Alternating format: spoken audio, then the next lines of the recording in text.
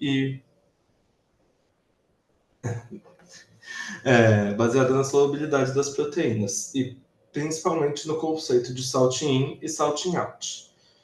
O conceito de salting-in, primeiro, é que quando a gente tem uma baixa concentração salina numa solução, uma proteína presente, no caso essas bolas laranjas são as proteínas, elas tendem a se agregar entre si e não ficar muito solúveis na solução de água, na solução aquosa. Conforme você aumenta essa concentração de sal, os íons dos sais presentes na solução vão começar a solvatar essas proteínas, aumentando a solubilidade da proteína. Porém, se você aumenta muito a concentração de sal, os íons de sal vão começar a interagir entre si e solvatar grupos de proteínas que estão interagindo entre si, assim, e vai diminuir novamente a solubilidade, podendo até precipitar as proteínas. Essa fase do salting out é a fase que a gente está trabalhando quando a gente fala de precipitação diferencial. Como que se faz isso na precipitação diferencial? Primeiro a gente tem que escolher um sal para a gente adicionar. Na maioria dos casos se usa o sulfato de amônio. Por quê? Diferentes sais, eles vão ter esse processo de salting out em diferentes intensidades. E o sulfato de amônio, ele é o sal que tem, para a grande maioria das proteínas, o sal que vai apresentar essa maior intensidade de diminuição da solubilidade delas. Por exemplo, o cloreto de sódio, até você ter concentrações muito, muito altas, eles não diminuem a solubilidade da proteína. Então, o procedimento prático disso, eu trouxe aqui um resuminho bem simples, mas é um bom resumo. Você começa com um volume do seu extrato bruto, do qual você quer purificar suas proteínas, sempre com o mesmo volume, em vários tubos diferentes. E você vai adicionar uma quantidade de sulfato de amônio, aqui está como AS porque está em inglês, baseado em várias porcentagens de saturação do sal diferentes em cada tubo. Então aqui a gente está valendo de 20% a 60%. Depois de adicionar o sal, você mistura, deixa incubando por 30 minutos para dar tempo desse salting out agir e a proteína, se ela for precipitar, ela precipitar, e depois centrifuga esses tubos. Você vai, então, pegar o sobrenadante dessa centrifugação, então o que ficar por cima do precipitado nesse tubo, que ainda está em solução, e vai adicionar ainda mais sal em cada um desses sobrenadantes. Então, daqui você vai, no primeiro tubo, tomando ele como exemplo, você vai passar do 20% para o 30%, e vai fazer o mesmo procedimento de misturar, incubar e centrifugar. Por que isso? A gente quer achar, quando a gente faz precipitação diferencial, a gente acha a maior concentração em que a sua proteína, maior concentração de sal que a sua proteína ainda está em solução, e a menor que ela saia de solução. Então, no caso aqui, a gente estaria fazendo um corte de 20% a 30%. Porque em 20% ela ainda vai estar em solução, então ela vai estar nesse sobrenadante que você adicionou mais sal, mas em 30% ela vai se precipitar e você vai pegar esse precipitado que formou depois da centrifugação e vai ressuspendê-lo em tampão para você ter a sua proteína que precipitou em 30%. Dependendo da proteína que você estiver trabalhando, você já vai saber pela literatura em qual porcentagem ela está solúvel e em qual porcentagem de sal ela está insolúvel.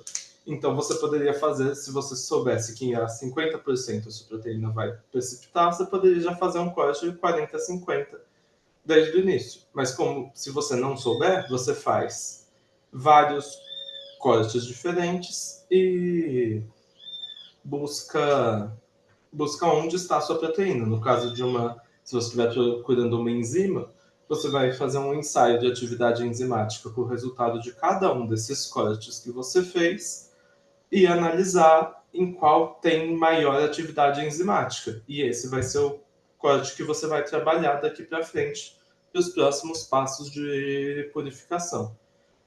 Raramente você vai conseguir purificar uma proteína só com precipitação diferencial, ou só com uma das cromatografias que a gente vai falar depois. A maioria das vezes você vai fazer vários passos de purificação para você chegar na sua proteína completamente pura, se você precisar dela completamente pura. Aqui tem um exemplo de um gel de eletroforese de precipitação diferencial. Eu não vou ter tempo de explicar a eletroforese, mas ela é muito importante para a gente visualizar uma solução, uma mistura proteica, porque ela separa por tamanho, de forma que as proteínas de maior tamanho estejam mais acima e as proteínas de menor tamanho estejam mais abaixo nesse gel de eletroforese. Aqui vocês podem ver que a solução, aqui é o resultado, esse coluna A é o resultado da precipitação diferencial e a coluna B é o que foi precipitado entre 0 e 40. Eles sabiam que, no caso, a proteína ficava entre 40 e 50, então eles fizeram uma precipitação de 0 a 40, começando no 0 e terminando no 40, e uma de 40 a 50 que eles saberiam que era onde ia ficar a proteína. Vocês veem que aqui nessa altura tem muito da proteína que é o alvo deles, e quase nada aqui nessa mesma altura na solução anterior. E ele descartou bastante de outras proteínas enquanto fazendo isso. Então ele tem uma solução mais pura, mas como vocês podem ver outras bandas aqui, a solução não está 100% pura ainda da proteína dele, ele vai ter que passar por outras fases de purificação, outras etapas. Passando da precipitação diferencial, todas as próximas técnicas que eu vou falar vão ser de cromatografia. Então, dando uma visão geral primeiro da cromatografia. Aqui eu tenho um esquema de um cromatograma bem simplificado. Um cromatógrafo bem simplificado aqui, para vocês verem como funciona. Você vai ter o seu solvente, que vai ser determinado dependendo de qual tipo de cromatografia você vai fazer, uma bomba, um injetor para você colocar sua amostra, e uma coluna, que é onde vai ocorrer a separação propriamente das suas proteínas na amostra. Passando dessa bomba, vai passar por um detector que vai detectar a quantidade de proteínas que está passando por aqui, e daí você pode coletar os resultados dependendo ao longo do tempo, ou jogar fora as partes que você não quer em um descarte. Aqui mostrando como funciona a separação de um modo geral, a sua fase móvel, o seu solvente, vai ser puxado pela bomba, passando pelo injetor e pela coluna com a sua amostra já. Quando passa pela coluna, as diferentes proteínas vão ser separadas, e quando elas estiverem saindo da coluna, vão gerar um sinal no detector, gerando um gráfico que a gente chama de cromatograma. Isso tudo vocês vão ver mais agora em cada um dos casos. Os equipamentos para fazer cromatografia também são mais variados e mais complexos do que para a precipitação diferencial, que você só precisa de uma centrífuga e tubos. Aqui eu trouxe 3 categorias, por assim dizer, de cromatógrafos que você pode usar. Você pode usar uma bomba peristáltica com uma coluna de vidro onde você vai adicionar onde você vai fazer a separação, e você pode ter um coletor automático ou não de frações. E isso seria o jeito mais simples para você fazer uma cromatografia no laboratório. É um jeito bem manual, assim, você consegue programar essa bomba para puxar o seu solvente, e daí você pode programar, por exemplo, um coletor automático para coletar a cada 1 minuto uma fração, ou você pode ir coletando na mão, se você não tiver um coletor automático. Aqui do lado a gente tem um FPLC, que ele é um cromatógrafo automático já, que vai ser principalmente para você fazer preparações dos seus analitos, no caso de proteínas. ele vai ter as bombas, estão todas aqui dentro, o mixer está aqui, o injetor está tudo aqui nessa máquina, você vai injetar a sua amostra, ele vai passar sozinho pela coluna aqui e vai colocar nesse coletor automático, ou pode ser também feita a coleta manual.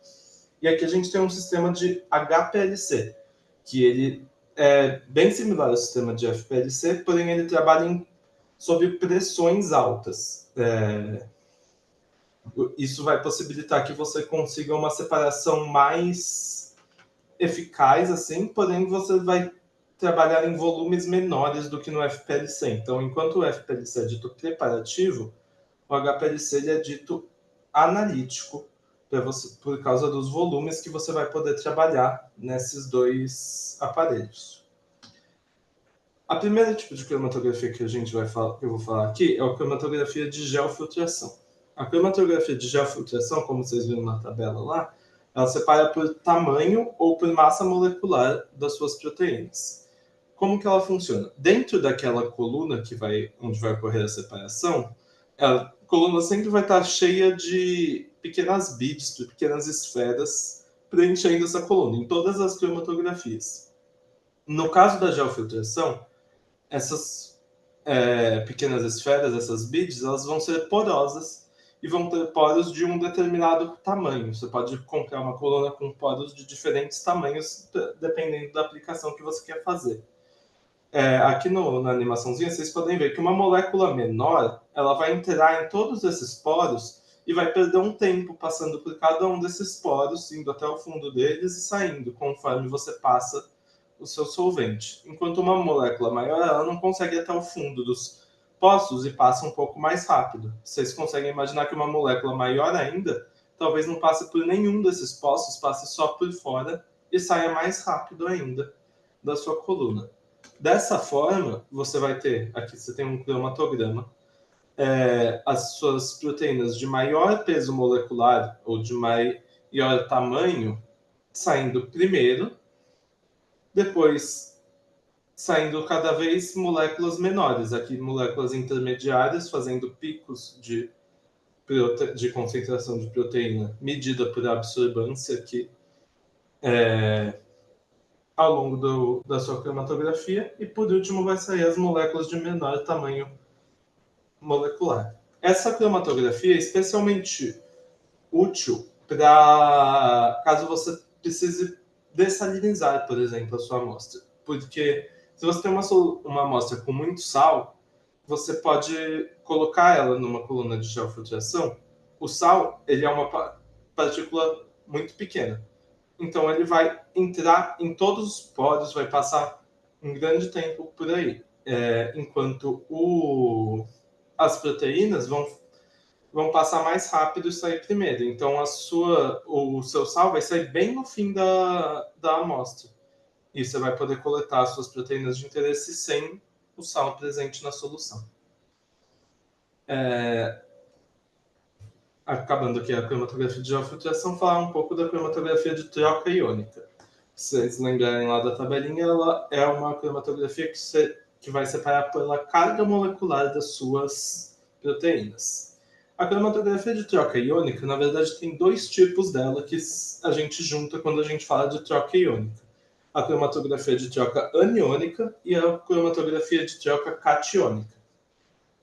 A cromatografia de troca aniônica serve para você analisar e para você purificar partículas de cargas negativas, porque a coluna vai ter aquelas beads, aquelas pequenas esferas carregadas positivamente, e as suas proteínas com carga negativa vão se aderir a essas beads com carga positiva.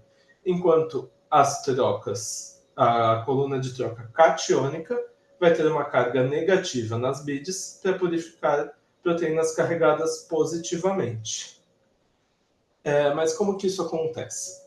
Primeiro, o estado inicial da sua coluna, ela vai estar equilibrada com um tampão salino que tenha uma baixa concentração de sais, ou no caso aqui, uma baixa força iônica, como está falando nessa figura. Isso significa que Na matriz carregada nas pequenas esferas, nas bolinhas, carregadas positivamente, nesse caso, ou negativamente para a troca catiônica, elas vão estar ligadas a íons salinos e vai ter um pouco de sal também na solução da sua coluna.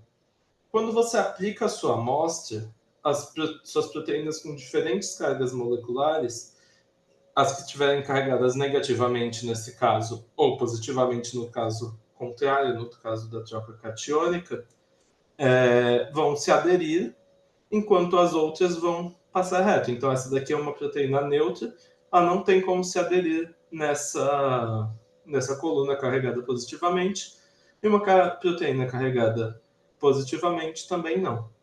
Enquanto aqui que é o que a gente chama de troca iônica. Você está trocando os íons de sais pelas suas proteínas iônicas carregadas. E daí você, depois de aplicar a sua amostra, você vai começar a aumentar a concentração de sal no seu solvente. E conforme você aumenta a concentração de sal, os íons salinos vão substituir novamente, vai ocorrer outra troca iônica, que vai soltar as suas proteínas, primeiro as com menor carga, e depois as com a maior carga progressivamente. E elas vão ser eluídas. E no final, a lavagem da sua coluna, você vai ter que ter uma força iônica, uma concentração salina muito alta comparado com o equilíbrio. Por isso que ela vai expulsar as suas moléculas carregadas, enquanto anteriormente as suas moléculas carregadas expulsaram os íons salinos, por causa da concentração, que antes era menor de salina e agora é bem maior. Aqui, mostrando lado a lado a troca aniônica e a troca catiônica, o equilíbrio é o mesmo, porém os seus íons são o contrário. Na troca aniônica, os íons aderidos são positivos e os íons negativos do sal, enquanto na troca catiônica, os íons aderidos na sua matriz são negativos e vão ser trocados íons positivos. Daí, na troca aniônica, sua molécula carregada negativamente vai se aderir, ou a sua molécula positivamente carregada na troca catiônica, e por assim vamos, da mesma forma que eu mostrei na última imagem. Sobre os diferentes tipos de íon que você pode ter aderidos nessa matriz, nessas beads da sua coluna de troca iônica. Você pode ter diferentes trocadores de ânions ou de cátions. A principal diferença, vocês não precisam saber de cor os diferentes grupos funcionais. Você vai saber que na troca aniônica você tem que saber que eles são positivamente carregados. Então você vê aqui que muitas vezes você vai ter um grupo nitrogênio que vai ser positivamente carregado, um nitrogênio, e nas trocas catiônicas você vai ter um grupo sulfeto ou um grupo carboxila carregado negativamente para aceitar prótons, para aceitar cátions, né, não prótons. E daí você pode ter também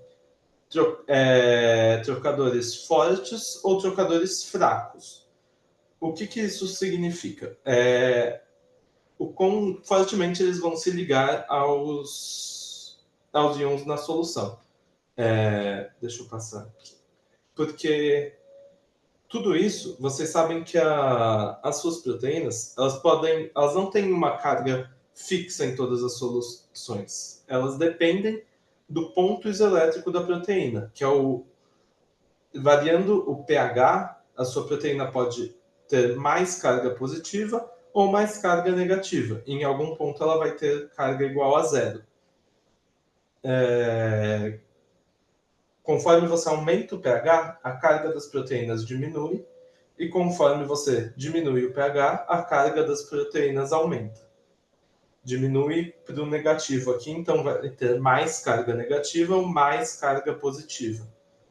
Você pode, por exemplo, aqui você tem uma proteína que tem estabilidade entre mais ou menos 6,5 até mais ou menos 8. E aqui você tem a carga dela que ela precisa ter para se ligar a trocadores aniônicos, então ela tem que ter uma carga negativa a partir daqui. Então você vai precisar trabalhar com pHs maiores do que 6, ou pHs menores do que 4, se você quiser trabalhar com trocadores catiônicos. Se você usa trocadores fortes, eles vão estar ionizados em todas as faixas de pH. Por exemplo, um grupo sulfeto aqui é um trocador forte. Não importa o pH que você colocar ele, esse grupo sulfeto sempre vai estar ionizado, sempre vai estar carregado negativamente. Enquanto um grupo carboxila, ele é um ácido fraco, ele vai estar carregado negativamente só em alguns pHs, não em todos. E por que isso é importante? Se você não conhece o pI da sua proteína-alvo, você não pode usar um trocador fraco, porque pode ser que você precise colocar sua proteína em um pH que está fora da faixa que o seu trocador está carregado positivamente ou negativamente. Então você vai precisar usar um trocador forte. Como em trocadores fortes, a ligação feita entre a proteína e a resina e a sua matriz vai ser mais forte, você vai precisar de concentrações maiores de sal para remover a sua proteína de interesse, de trocadores fortes. Se você sabe o pI da sua proteína e você sabe a carga dela em diferentes pHs, você pode trabalhar com os trocadores fracos. Quando você trabalha com os trocadores fracos, você não vai precisar de uma concentração de sal tão alta para eluir a sua proteína, para retirar ela da coluna, o que permite que você tenha uma solução mais trabalhável depois, porque essa concentração de sal alta pode te gerar problemas na atividade da sua proteína, ou se você for fazer ensaios em vivo com ela, pode gerar problemas no seu animal modelo ou algo do gênero. E também, se você conhece o pI e as condições de estabilidade da sua proteína, você pode diluí-la já em condições que ela tem a sua atividade, no caso de enzimas, ou nas condições naturais que você vai querer usar elas depois. Daí, como que você vai aplicar esse conhecimento do seu pI? Se você quer trabalhar num trocador de cátions, ou seja, um trocador carregado negativamente, uma coluna carregada negativamente, você precisa que a sua proteína esteja carregada positivamente. Então você vai precisar colocar a sua proteína em um tampão, você vai sempre estar usando um tampão que tenha um pH menor do que o PI menos 1. Então, você precisa pegar aqui o seu PI, subtrair 1, e daí você pode trabalhar nessa faixa de pH, abaixo de 4. Se você quiser trabalhar com um trocador de ânions, ele vai estar carregado positivamente, você precisa que a sua proteína esteja carregada negativamente, então você vai usar um pH igual maior do que o PI mais 1. Então você pega o seu PI mais 1, então aqui acima de 6.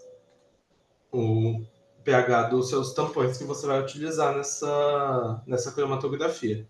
No caso dessa proteína aqui, você quer provavelmente trabalhar com um trocador aniônico, carregado positivamente, porque você está vendo que ela está estável dentro dessa região que ela vai se ligar a trocadores aniônicos. Algumas considerações que você tem que fazer quando você vai fazer uma troca iônica, uma cromatografia de troca iônica, é que a sua amostra não pode ter concentrações muito altas de sal, ou seja, tem que ter uma força iônica baixa, porque se a gente voltar aqui, concentrações muito altas de sal, o sal vai se ligar mais fortemente ao seu trocador do que a sua proteína. Então você não vai conseguir purificar nada. Tanto a sua proteína também não pode estar em concentração muito alta, tanto da sua proteína-alvo quanto das proteínas não-alvo. Porém, a cromatografia de troca iônica, por causa dessa propriedade que você vai estar escolhendo quando eluir a sua proteína, você vai ter que aumentar a quantidade de sal, sua proteína sai mais concentrada do que ela entrou na sua amostra. Mais um revés disso é a concentração de sal após a eluição, principalmente quando você não sabe o pI da proteína que você quer purificar. E você tem que usar trocadores fortes e concentrações salinas maiores. Isso pode levar você a precisar de fazer uma dessalinização, para tirar esse sal da sua amostra, fazendo diálise ou geofiltração, que é a outra cromatografia que a gente já viu, que eu até mencionei, que pode funcionar para dessalinizar a sua amostra, para você conseguir trabalhar com essa proteína depois, devido à concentração de sal. Aqui a gente tem um cromatograma bem simples de troca iônica. Aqui tem a intensidade de fluorescência, são esses pontinhos aqui. O que ele está falando, essa intensidade de fluorescência? Está falando a atividade da enzima que eles estão purificando, que no caso é essa POP. Essa enzima, eles fizeram um ensaio de atividade com cada uma das frações que eles retiraram. Então, você vê aqui que eles tiraram fração 1, fração 2, fração 3, fração 4, fração 5. Cada uma delas eles mediram a atividade. Deu 0 nessas 5 primeiras. Mas a absorbância em 595, medindo a concentração das proteínas, deu alta aqui a partir da amostra 4, na amostra 5 também. Então você sabe que está saindo proteínas, mas que não são a proteína de interesse dele, porque não tem atividade da enzima que ele está tentando purificar.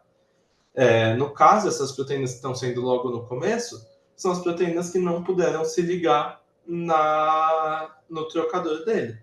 São aquelas que, voltando aqui na imagem, passam reto aqui quando você aplica a sua amostra.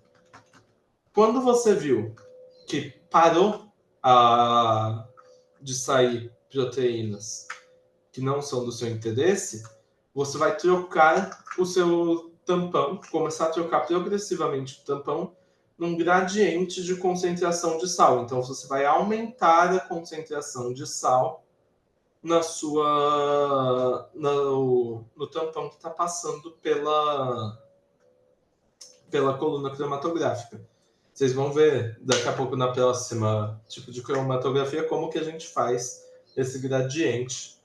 E daí até uma concentração máxima de sal que eles determinaram aqui ser 350 milimolar para os usos deles. E daí começa a sair mais proteínas, essas proteínas que estão carregadas na carga oposta à coluna dele. Então começou a sair sal, começou a sair as proteínas que estavam ligadas na coluna. Junto disso, começou a eventualmente aumentar a atividade da enzima que eles queriam. Então eles sabem que aqui, entre a amostra 31, 32 e a 36, 37, está saindo a enzima deles. Então essas amostras eles vão juntar para seguir a purificação deles, porque você pode ver aqui que está saindo um monte de proteínas diferentes. Quando você tem um pico só, você pode até assumir que algumas das proteínas estejam puras, mas quando você tem uma montanha assim no seu cromatograma, na absorbância, significa que você está saindo um monte de coisa diferente meio que junto aí. Então volta naquilo, você nunca consegue purificar uma proteína completamente com um passo só de purificação. Ele sabe que ela está aqui no meio, mas provavelmente ela vai estar misturada com mais um monte de coisa aqui. Passando da cromatografia de troca iônica, a gente pode falar da cromatografia de fase reversa. A cromatografia de fase reversa, eu tinha falado lá, que ela separa por hidrofobicidade.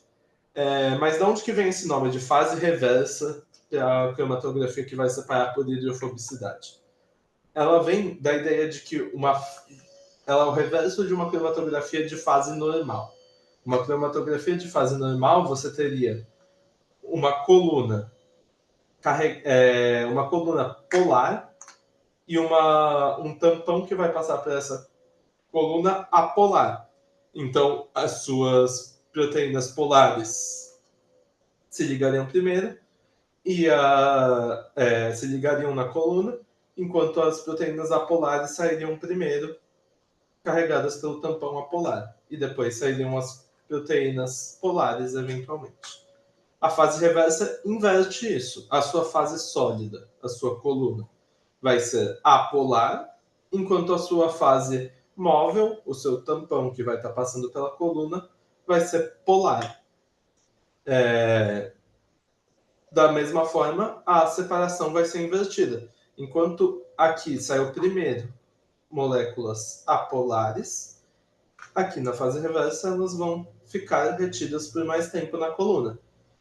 Moléculas intermediárias vão continuar sendo intermediárias e moléculas polares vão passar direto pela coluna carregadas pelo seu solvente polar. Aqui você tem dois jeitos de você montar essa cromatografia de fase reversa. O primeiro que é chamado de isocrático, então você vai ter um só tampão, que vai ser uma mistura normalmente de um solvente apolar e um solvente polar, e você deixa essa concentração, você deixa esse seu solvente passando o tempo todo durante a cromatografia. Isso é uma cromatografia isocrática. Ou uma cromatografia em gradiente, onde você vai ter um solvente completamente apolar e um solvente completamente polar, e você vai começar com o solvente polar e ir aumentando a concentração de solvente apolar ao longo do tempo, enquanto você diminui a concentração do seu solvente polar. Esses dois métodos requerem sistemas diferentes.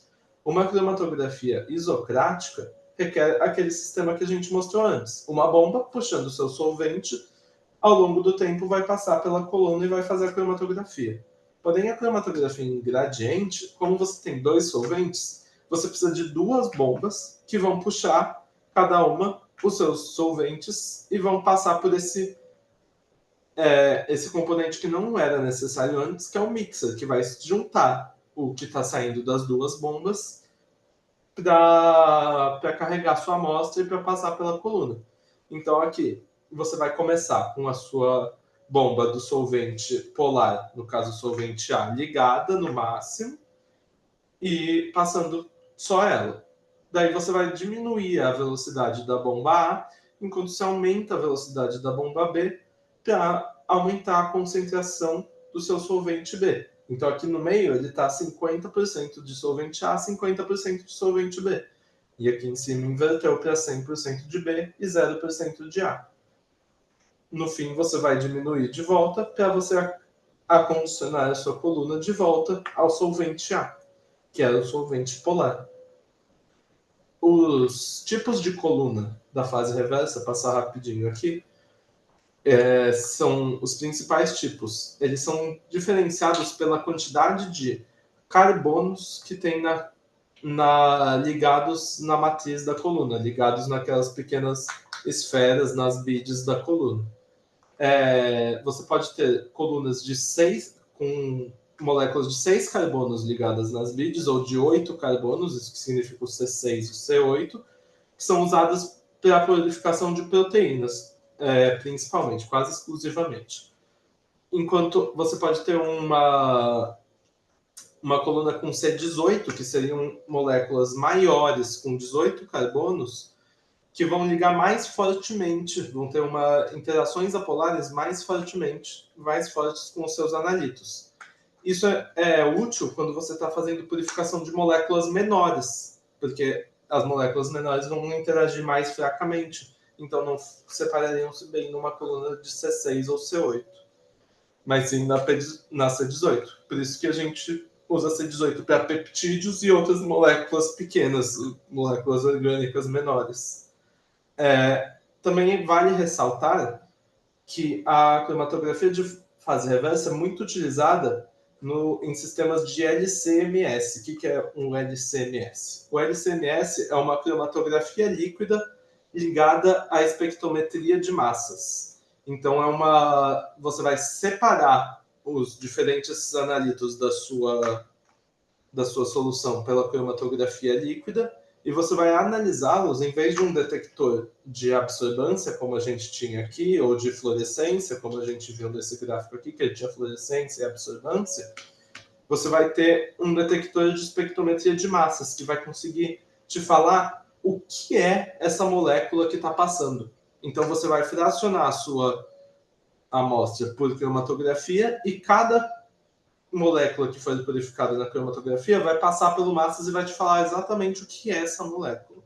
é muito usado em análises de contaminação ou em análises de drogas, por exemplo, para analisar a urina de atletas ou algo do gênero. É isso de cromatografia de fase reversa que eu tinha para falar para vocês. Por último, mas não menos importante, a cromatografia de afinidade. A cromatografia de afinidade provavelmente é a cromatografia mais poderosa para você separar uma molécula específica, uma proteína específica.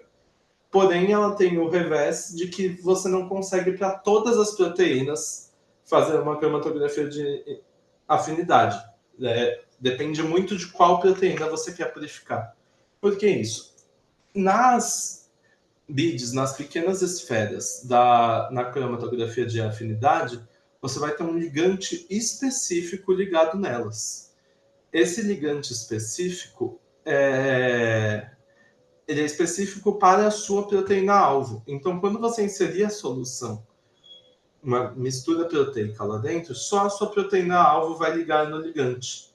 E depois vão passar todas as outras proteínas primeiro, e depois você vai eluir a sua proteína-alvo, sozinha, apenas ela. Por isso que ela é tão potente, a cromatografia de afinidade. Porque você já sabe especificamente o que vai sair de lá quando você usa ela. Aqui um cromatograma de afinidade. Você vai passar um pouquinho de volume, vai começar a aplicar a amostra na sua coluna. Vai passar um monte de proteína aleatória reto aqui, porque não vai se ligar à coluna. Quando parou de passar as proteínas que não te interessam, quando não está saindo mais nada, você troca o tampão para um tampão que vai eluir, vai desligar a sua proteína da coluna. E daí vai sair só ela, em um alto grau de pureza e em uma alta concentração, porque ela vai sair bem rápido da sua coluna, quando você muda esse tampão. E daí, como que esse tampão consegue tirar a sua proteína da resina, da coluna? Tem dois tipos de tampão de eluição. Um tampão que a gente chama de um ligante competidor, que vai estar na solução. Então, você vai adicionar isso depois de ter passado todas as outras proteínas. Um ligante que também é específico para a sua proteína e ele é melhor do que esse ligante que está na resina, do que esse ligante azul escuro aqui. Esse ligante vai se ligar na sua proteína-alvo e vai sair junto com ela. O problema é que você vai ter na sua solução os dois juntos. Você tem que arranjar algum jeito de tirar esse ligante depois. De forma similar, você vai ter um ligante.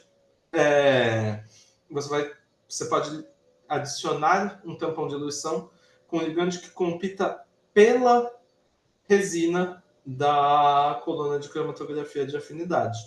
No caso, ele vai vir, se ele se ligar mais fortemente, ou se ele estiver numa concentração maior do que a sua proteína estável, ele vai trocar com a sua proteína, é bem similar a como funciona na troca iônica até, e vai se ligar ele na resina, enquanto a sua proteína de interesse sai sozinha. Depois você vai retirar esse ligante, vai fazer uma lavagem para retirar esse ligante da coluna, e você tem a sua coluna restaurada para você fazer uma nova cromatografia de afinidade. Daí você me fala, tá, beleza, mas a proteína que eu trabalho não tem um ligante que ela seja muito específica, que ela se ligue bem, e não tem, ou até tem esse ligante, mas eu não tenho uma coluna especificamente com esse ligante pronta para eu purificar minha proteína. Para quem trabalha com expressão heteróloga de proteínas, com proteínas que você já conhece a proteína, você está expressando ela em outro organismo, então numa bactéria ou numa levedura, como alguns dos nossos palestrantes falaram aqui anteriormente, você tem a opção de adicionar uma tag à sua proteína. Então aqui a gente tem um desenho do seu clone de expressão, do DNA dele. Basicamente, você vai ter aqui no meio a sua proteína, e aqui você pode colocar uma tag de GST, histidina, TXN, eu não lembro agora o que é, Mas, ou no fim da sua proteína, você pode ligar outras tags diferentes também. Como que isso vai funcionar, então? Quando esse clone for expresso, essa proteína for expressa no seu sistema de expressão heteróloga, você vai ter a sua proteína de interesse e ligada a ela você vai ter uma cauda, nesse caso N-terminal, mas ela pode ser C-terminal também, com essa tag específica. E essa tag que vai se ligar na sua resina de afinidade. Então aqui, no caso, a tag de GST, ela é uma proteína, uma enzima, eu não vou lembrar agora, é glutationa S-transferase, eu lembrei. Você vai colocar junto da sua proteína recombinante essa enzima. Essa enzima tem como substrato dela a glutationa. Então ela se liga muito bem à glutationa.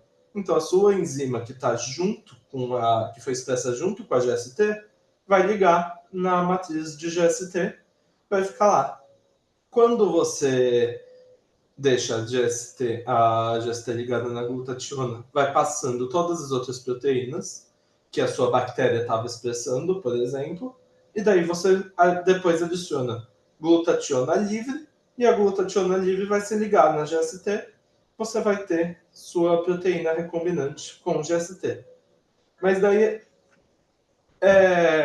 você vai ter um outro problema, né? Porque você vai ter a sua proteína de interesse e mais um monte de coisa ligada nela. Como que você resolve isso? Quando a gente faz uma tag de GST, esses aminoácidos que estão fazendo a ponte entre a sua proteína de interesse e a tag de GST são aminoácidos muito específicos que você conhece e que você sabe que você tem uma enzima, uma protease, que vai clivar a sua proteína bem nessa sequência de aminoácidos, uma protease sequência específica que clive aqui.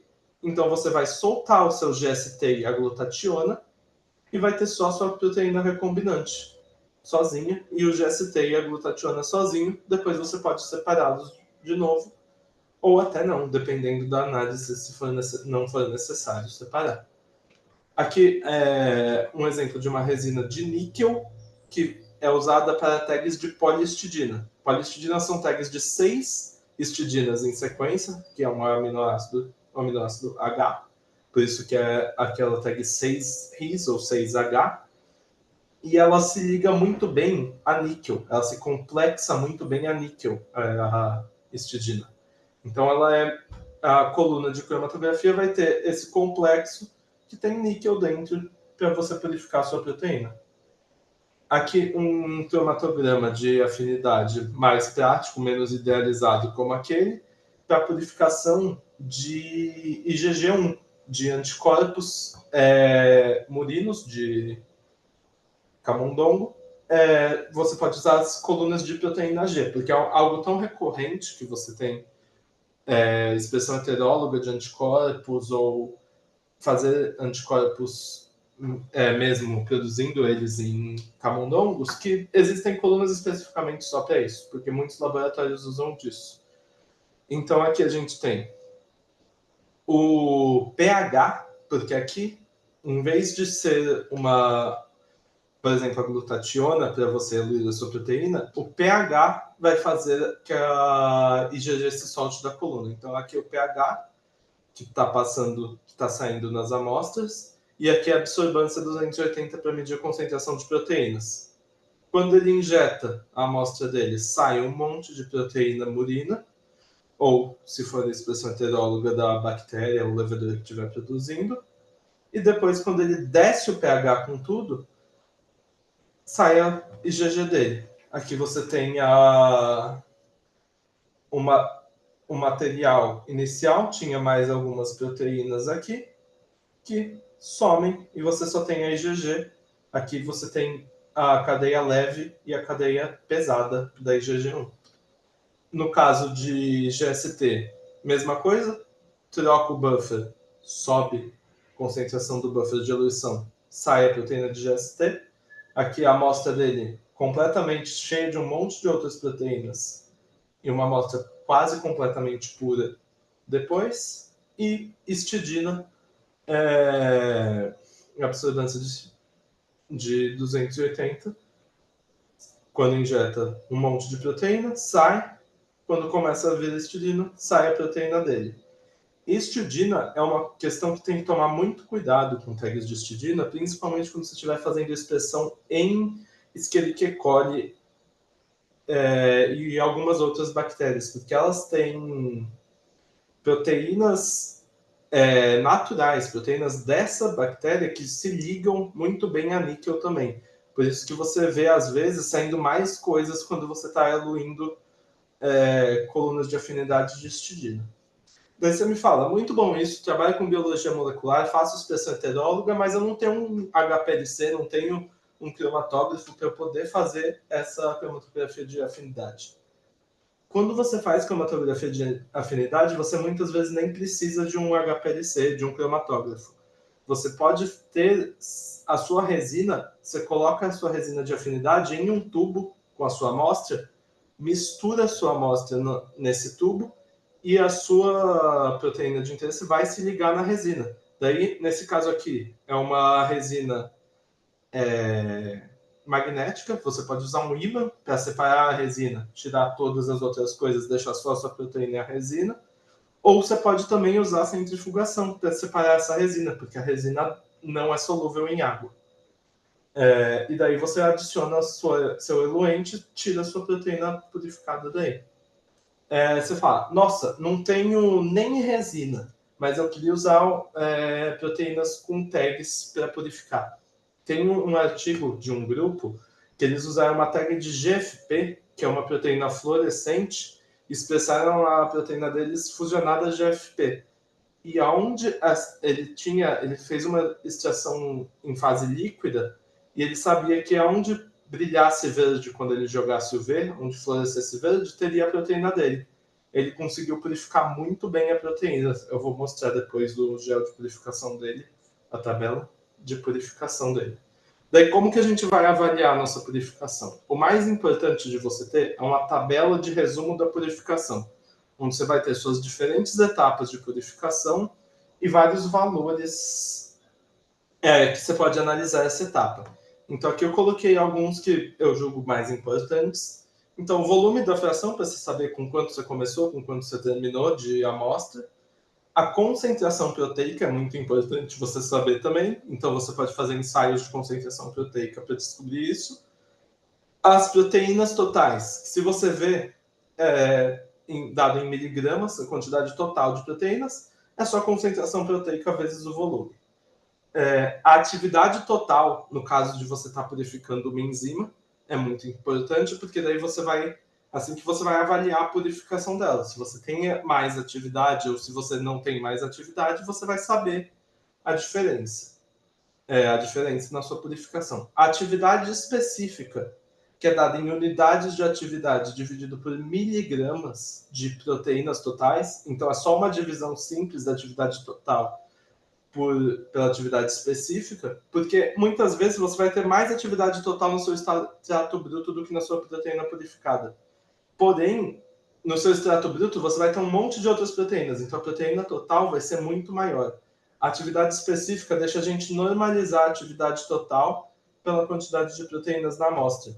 Isso te deixa saber com um fator de quão purificado está. Se aqui tem menos e aqui tem mais atividade específica, aqui no fim está mais purificado. As miligramas de proteínas totais que você tem são mais representativas da sua enzima. O rendimento, que é o quanto da sua enzima que estava no extrato bruto você conseguiu recuperar, como que você calcula isso? É importante vocês saberem calcular, tá? Esses que são calculados, porque é um dos jeitos que pode cair na prova, calcule o rendimento dessa purificação. Você vai pegar a atividade total no fim e dividir pela atividade total no início, assumindo de que a sua atividade total final, a sua atividade total era proporcional à quantidade da sua enzima que você ia ter no seu extrato bruto. Se você tirou toda a sua enzima, vai estar igual no final e no início. Se você tirou menos, o seu rendimento não foi 100%. E daí você vê o rendimento sempre comparando com o extrato bruto. Não compare o rendimento da etapa a atividade total da etapa 2 com a etapa 1, por exemplo. Sempre volta no extrato bruto. e o fator de purificação, que é só a divisão da atividade específica final ou de alguma determinada fase com a atividade específica no extrato bruto. Então, é quantas vezes você purificou. No extrato bruto, por definição, vai ser sempre uma vez, e daí você espera ver um aumento do fator de purificação ao longo do tempo. Aqui, preenchido em uma purificação que eu tirei de um relatório que eu tinha feito durante a minha graduação, a gente teve um rendimento de 10%, que não é um rendimento muito alto, e um fold change, um fator de purificação de 1,6. Então, ela está uma vez e meia mais purificada do que estava no início. Vocês podem ver aqui, 10%, mais ou menos, de 23, 2,5% mais ou menos 10%, um pouco mais. E o fator de purificação, mesma coisa, que é 1,6 vezes maior do que ali. Aqui eu trouxe também da literatura uma tabela de purificação genérica, assim, você vai ver que vai ter algumas coisas diferentes. Às vezes você não vê volume de fração, você só vê proteína total, atividade específica e rendimento. Às vezes incluem pureza. Pureza é um dado muito difícil de calcular, que você precisa ter experimentos que comprovem essa pureza. Mas em alguns artigos vocês vão ver isso, e é um dado muito potente quando você tem isso. Você ter 100% de pureza é muito importante. E aqui eu não tive tempo de explicar a eletroforese, mas eu queria mostrar para vocês de novo um gel de eletroforese. Como eu tinha falado rapidamente, o gel de eletroforese separa as proteínas visualmente pelo tamanho delas. Então aqui a gente tem proteínas de 116 kilodaltons até 14 kilodaltons. Aqui é um padrão que você conhece. E aqui é uma purificação de expressão heteróloga. Você sabe que aqui as proteínas da bactéria, antes de você expressar a sua proteína que você está expressando na bactéria, aqui é o extrato bruto depois de você expressar na bactéria. Você vê expressão heteróloga, você consegue muita proteína. E daí as etapas de purificação. Vai diminuindo essa banda da proteína de interesse? Vai. Mas ao mesmo tempo, você vai purificando ela. Vai diminuindo todas as outras bandas também. Até que no fim você quer ter tudo só a sua proteína na solução. Todas as outras desaparecendo. Esse gel de purificação é aquela purificação que eu falei, que eles fizeram só uma purificação líquido-líquido, vendo aonde tinha a fluorescência da GFP com o tag deles. Daí, gente, era isso que eu tinha. Passei 1 minuto da minha 1 hora. Peço perdão para o professor Milton, que eu já vi aqui. Se vocês tiverem perguntas, podem mandar aqui no Q&A. Eu vi que já temos uma aqui. Vou pedir perdão para o professor Milton só para eu responder as perguntas que aparecerem, e daí já passaremos para a apresentação deles, gente. Muito obrigado por assistirem. Aqui a Sofia Jimenez me pergunta: o plasmídio ou gene da sua proteína com His-tag normalmente são sintetizados e comprados, né? Mas se eu quero purificar a proteína nativa do próprio organismo, um parasita, por exemplo, como conseguiria adicionar essa cauda de histidina na sequência dessa bactéria? Edição gênica com CRISPR-Cas pode ser? Ou melhor tentar purificar ela com outras estratégias? Então, voltando aqui nos meus slides, voltar aqui para a parte de plasmídios. Realmente, quando a gente está trabalhando com proteínas, que a gente quer procurar uma proteína nova de um organismo, procurar uma toxina de um parasita, por exemplo, como você falou, é muito raro a gente fazer cromatografia de afinidade. Para algumas proteínas, você tem colunas de afinidade já prontas, como, por exemplo, para anticorpos, que eu mostrei aqui. Mas, em geral, você vai purificá-la com outras estratégias, porque se você for fazer edição gênica, você vai sofrer para fazer edição gênica, vai gastar mais tempo do que você gastaria fazendo a sua purificação por outros métodos, como outras cromatografias de fase reversa, ou outras coisas, e você vai gastar mais dinheiro também. Então é mais eficiente você fazer uma purificação com outras estratégias. Além disso, a edição gênica você pode levar a alguns problemas que você vai estar mudando o seu organismo de estudo. Então, você não vai poder sempre tomar as mesmas conclusões que você tomaria de outra forma, trabalhando com um organismo selvagem. Mais alguma dúvida? Eu não estou vendo o chat. Deixa eu abrir o chat aqui, ver se alguém mandou errado no chat. Mas se mais alguém tiver alguma dúvida, por favor, mandar no Q&A. Acho que não vi mais nada aqui no chat. Essa vai ficar gravada, a palestra acho que foi gravada, eu vi no meio alguém ativando a gravação. Só isso mesmo.